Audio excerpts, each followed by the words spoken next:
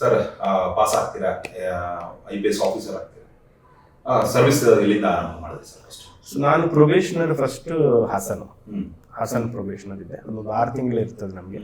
ಅದಾದ ನಂತರ second phase ಅಂತ ಇರ್ತದೆ. ಅದು ಫಸ್ಟ್ ಫೇಸ್ 1.5 year ಟ್ರೈನಿಂಗ್ ಇರ್ತದೆ ನ್ಯಾಷನಲ್ ಪೊಲೀಸ್ ಅಕಾಡೆಮಿ ಹೈದರಾಬಾದಲ್ಲಿ. ಸೊ ಅದಾದ ನಂತರ 6 months ಮಧ್ಯದಲ್ಲಿ ನಮಗೆ ಫೀಲ್ಡ್ ಕಲಿಸ್ತಾರೆ, ಅಂದ್ರೆ ಪ್ರೊಬೇಷನರಿ ಪೀರಿಯಡ್ ಅಂತೀವಿ ನಾವು. ಸೊ ಹಾಸನಲ್ಲಿದ್ದೆ. ಚನ್ನರಾಯಪಟ್ಟಣ ರೂರಲ್ ಪೊಲೀಸ್ ಸ್ಟೇಷನಲ್ಲಿ SHO ಆಗಿ ನಾನು ಇನ್ಚಾರ್ಜ್ ಇದ್ದೆ 3 months 4 months. ಅದಾದ ನಂತರ ಮತ್ತೆ ನಾವು ರಿಟರ್ನ್ ಟ್ರೈನಿಂಗ್ ಹೋಗ್ತೀವಿ ಒಂದು 4 monthsಗೆ. ಮತ್ತೆ ಬಂದ ನಂತರ ನಾವು ರೆಗ್ಯುಲರ್ ಪೋಸ್ಟಿಂಗ್ ಸ್ಟಾರ್ಟ್ ಆಗುತ್ತೆ. ಸೊ ASP ನಾನು assistant superintendent of police Yadgir ಜಿಲ್ಲೆ Surpur sub division ASP first posting ನಂದು. ಅಲ್ಲಿ 1 year 3 months. ಅದಾದ ನಂತರ ಬೆಂಗಳೂರು ಟ್ರಾನ್ಸ್ಫರ್. ಅಲ್ಲಿ ಇಂಡಸ್ಟ್ರಿ ಕೇಸ್ ಏನಾದ್ರು ಸರ್? ಇನಿಷಿಯಲ್ ಏನಪ್ಪ ನಾನು ಬಂದೆ ಸರ್ವಿಸ್ಗೆ, ಇಂಥ ಕೇಸ್ ಆಗೋಯ್ತಲ್ಲ. ಸೊ ಅದರಲ್ಲಿ ಫಸ್ಟ್ ನನಗೆ ಬಂದಿದ್ದು ಕೇಸಸ್ ಭಾಳ ಇದೆ.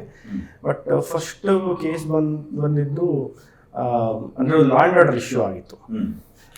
ಯಾರೋ ಕಮ್ಯುನಲ್ ಲಾ ಆ್ಯಂಡ್ ಆರ್ಡರ್ ಥರ ಯಾರೋ ಒಂದು ಸೋಷಿಯಲ್ ಮೀಡಿಯಾ ಪೋಸ್ಟ್ ಮಾಡಿದರು ಅಂತ ಎಲ್ಲರೂ ಊರಲ್ಲಿ ಎಲ್ಲರೂ ಸೇರಿ ಸ್ವಲ್ಪ ಎಲ್ಲ ಗುಂಪಾಗಿ ಆಗಿದ್ರು. ಸೊ ಫಸ್ಟ್ ಟೈಮ್ ನಾವು ಹ್ಯಾಂಡಲ್ ಮಾಡಿದಾಗ ಆ ಜೋಶಲ್ಲಿ ನಾವು ಹೋಗ್ತೀವಿ, ಎಲ್ಲ ಮಾತಾಡ್ತೀವಿ, ಇಲ್ಲ ಅಂದರೆ ಲಾಠಿ ಚಾರ್ಜ್ ಮಾಡ್ತೀವಿ, ಯಾರೆಲ್ಲ ಚಿದ್ರಿಸ್ತೀವಿ. ಅದಕ್ಕಿಂತ ತುಂಬ ನನಗೆ ನೆನಪಿರುವಂಥ ವಿಷಯ ಏನಂದರೆ, ಹೇಗೆ ನಾವು ಪ್ರೋಟೋಕಾಲು ಮತ್ತು ಇದು ಫಾಲೋ ಮಾಡಬೇಕಂತ ಸಿಚುವೇಶನಲ್ಲಿ ನಮ್ಮ ಪ್ರಜ್ಞೆ ಹೇಗಿರಬೇಕು ಅಂತ. ಅಂದರೆ ನಾವು ಸಮಯ ಪ್ರಜ್ಞೆ ಅಂತೀವಲ್ಲ, ಹೇಗೆ ನಾವು ಆ ಟೈಮ್ಲಿ ಸಿಚುವೇಶನ್ಗೆ ಹೇಗೆ ಇದು ಮಾಡಬೇಕು ಅನ್ನೋದು ನಾವು ಆವಾಗ I learn that lesson. Because ನಾವು ಹೋದಾಗ ನಾನು, ನಮ್ಮ ಇನ್ಸ್ಪೆಕ್ಟರು ಮತ್ತು ಇನ್ನೊಂದು 3-4 ಮೆಂಬರ್ಸ್ ಮಾತ್ರ ಕಾನ್ಸ್ಟೇಬಲ್ಸ್ ಇದ್ದೀವಿ. ಸೊ ಅವರು ಒಂದು 200-300 ಮೆಂಬರ್ಸ್ ಇದ್ದರು ಜನರು. ವೈಲೆಂಟ್ ಏನಿರಲಿಲ್ಲ, ಬಟ್ ಸ್ಟಿಲ್ ಅದರಲ್ಲಿ ಏನಾದರೂ ಸ್ಟೋನ್ ಪೇಂಟಿಂಗ್ ಅಥವಾ ಬೇರೆದೇನಾದ್ರು ಆಗ್ತಿದ್ರೆ ನಮಗೆ ಫೋರ್ಸ್ ಇರಲಿಲ್ಲ.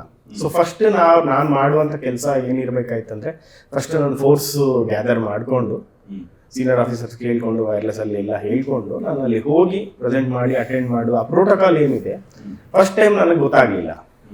ಸೊ ಆದ ನಂತರ ನಾವು ಅದು ನೋಡಿಕೊಂಡು ನೆಕ್ಸ್ಟ್ ಬಂದಾಗಿನಿಂದ ಅದೊಂದು ಪ್ರೊಸೀಜರ್ ಒಂದು ಫಾಲೋ ಮಾಡ್ತಿದ್ವಿ.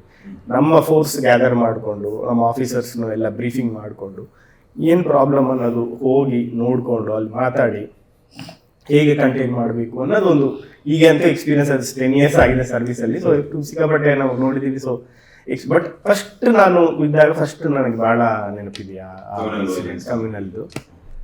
ಇನ್ನೊಂದು ಕೇಸ್, ಒಂದು ಮಗುದು ಡೆತ್ ಆಗತ್ತೆ, ಮರ್ಡರ್ ಆಗತ್ತೆ. ಒಂದು 3 years ಪಾಪುದು. ಅದು ಭಾಳ ಕಾಂಪ್ಲಿಕೇಟೆಡ್ ಕೇಸ್ ಇತ್ತು. ಆ್ಯಕ್ಚುಲಿ ತಂದೆ ಬೇರೆ ಇರ್ತಾರೆ, ತಾಯಿ ಜೊತೆ ಮಗು ಇರ್ತಾರೆ, ಮತ್ತು ಅವರ ಅತ್ತೆ ಮಾವ ಮನೆಯಲ್ಲಿ ಇರ್ತಾರೆ ಅವರು. ಬಟ್ ಗಂಡ ಬಿಟ್ಟು ಹೋಗ್ತಾರೆ, ಒಂದು 4 years ಸಪ್ರೇಟೇ ಇರ್ತಾರೆ. ಬಟ್ ಇವರು ಅವರು ಪಾಪು ಜೊತೆ ಅವ್ರ ಅತ್ತೆ ಮಾವ ಮನೆಯಲ್ಲೇ ಇರ್ತಾರೆ. ನಾವು ಫಸ್ಟು ಅತ್ತೆ ಮತ್ತು ಅವರ ಮೈದನ ಮೇಲೆ ಸಸ್ಪೆಕ್ಟ್ ಮಾಡಿದ್ವಿ, ಯಾಕೆಂದರೆ ಆಸ್ತಿಗೋಸ್ಕರ ಏನಾದರೂ ಇದು ಮಾಡಿದ್ರೆ. ಬಟ್ ಆ್ಯಕ್ಚುಲಿ ಮಾಡಿದ್ದು ತಂದೆನೇ, ಗಂಡನೇ. ಬೆಂಗಳೂರಿಂದ ಬಂದು ಬಿಜಾಪುರ್ಗೆ ಬಂದು ಅಲ್ಲಿಂದ ಅವ್ರ ಫ್ರೆಂಡ್ಸ್ ಜೊತೆ ಬೈಕಲ್ಲಿ ಬಂದು ರಾತ್ರಿ ಹೊತ್ತು ಆ ಪಾಪುನ್ ಕರ್ಕೊಂಡು ಹೋಗಿ ಕೊಲೆ ಮಾಡಿ ಅವರು ಎಸ್ಕೇಪ್ ಆಗಿ ಮತ್ತೆ ಬ್ಯಾಂಗ್ಳೂರು. ಸೊ ತುಂಬ, ಯಾಕೆಂದ್ರೆ ನಾವು ಫಸ್ಟ್ ಸಸ್ಪೆಕ್ಟ್ ಆಲ್ವೇಸ್ ಇವರಿದ್ರು, ಅತ್ತೆ ಮಾವೇ ಇವರಿದ್ರು. ಸೊ ಆವಾಗ ನಾವು ಸ್ವಲ್ಪ ಅಂದರೆ ನಮ್ಮದು ಇನ್ವೆಸ್ಟಿಗೇಷನ್ ಸ್ವಲ್ಪ ದಾರಿ ಬೇರೆ ಆಗಿದೆ, ಅವ್ರ ಮೇಲೆ ನಾವು ಕಾನ್ಸಂಟ್ರೇಟ್ ಮಾಡಿದ್ವಿ. ಸೊ ಅಲ್ಲಿ ಲೇಟರ್ ಅವರು ಪತ್ತೆ ಆಗಿದ್ರು. ನಮಗೆ CCTV ಕ್ಯಾಮ್ರಾಸು ಎಲ್ಲ ನೋಡಿಕೊಂಡು ಅವರು ಎಲ್ಲಿ ಹೆಂಗಿಂದ ಬಂದರು ಏನು ಅನ್ನೋದು ಕರೆಕ್ಟಾಗಿ ನೋಡಿ ಅರೆಸ್ಟ್ ಮಾಡಿದ್ವಿ. ಅದು ತುಂಬ ಇಂಟ್ರೆಸ್ಟಿಂಗ್ ಕೇಸ್ ಇತ್ತು ನಮಗೆ. ಜಿ ಕನ್ನಡ ನ್ಯೂಸ್ ಈಗ ನಿಮ್ಮ ಮನೆಯಲ್ಲೇ ನೋಡಿ, ಎಲ್ಲ ಕೇಬಲ್ಗಳಲ್ಲಿ ಈಗ ಲಭ್ಯ.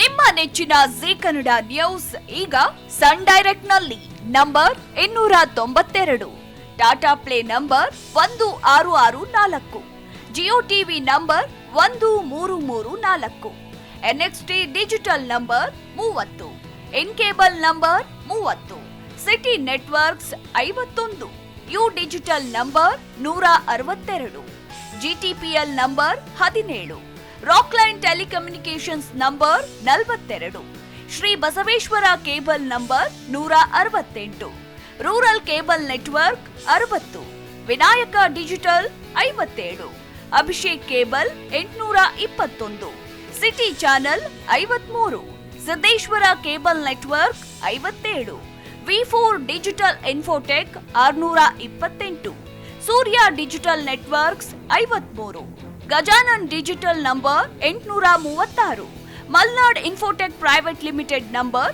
56, Metrocast number 830, Victory Digital number 167ರಲ್ಲಿ ನೋಡಿ ಆನಂದಿಸಿ.